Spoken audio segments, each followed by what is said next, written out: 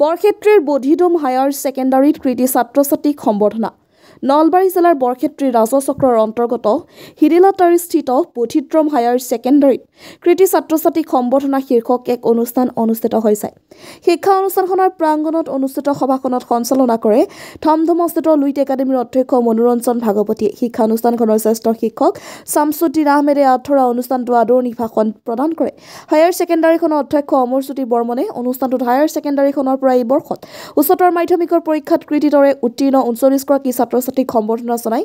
Higher ছেকেণ্ডাৰীখনৰ পৰা এই বৰ্ষত উদ্দীপ্ত বৈশ্যই 89.4% আৰু দীপজ্যোতি বৰ্মনে 88% নম্বৰেৰে ডিষ্টিংশ্যন লাভ কৰাৰ সমান্তৰালকৈ সৰ্বমুঠ 33গৰাকীয়ে প্ৰথম বিভাগত আৰু 6গৰাকীয়ে দ্বিতীয় বিভাগত উত্তীৰ্ণ হয়।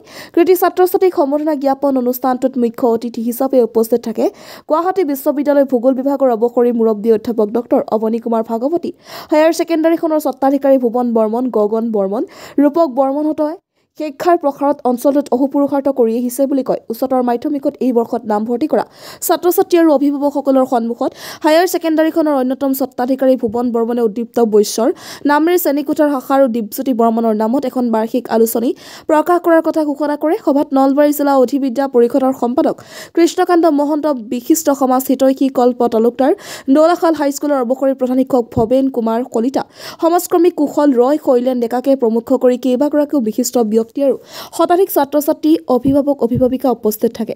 মুকালমুৱাৰ পৰা সুৰজিত পাঠকৰ report, north east frontier news. যেহেতু আমাৰ প্ৰথম বৰ্ষৰ এটা ফলাফল হৈছে দ্বিতীয় বাৰ্ষিকৰ প্ৰথম বৰ্ষতে আমি 100% আমি উত্তীৰ্ণ হ'বলৈ সক্ষম হৈছোঁ। 100% উত্তীৰ্ণ নহয়, তাত দুটাকৈ ডিষ্টিংশ্যন থাকে। টোটেল 39গৰাকীয়ে আমাৰ মানে পৰীক্ষা দিবলৈ সক্ষম হৈছিল। 39গৰাকীৰ ভিতৰত 2গৰাকীয়ে আমাৰ ডিষ্টিংশ্যন পাইছে।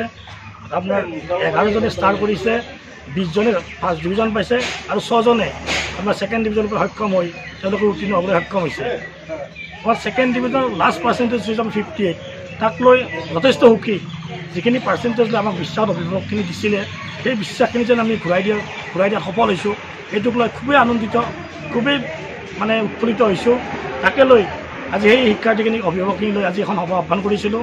আজি সভাখনৰ নামে দিছিলোঁ আমি মানে কৃতি ছাত্ৰ-ছাত্ৰীক সম্বৰ্ধনা অনুষ্ঠান।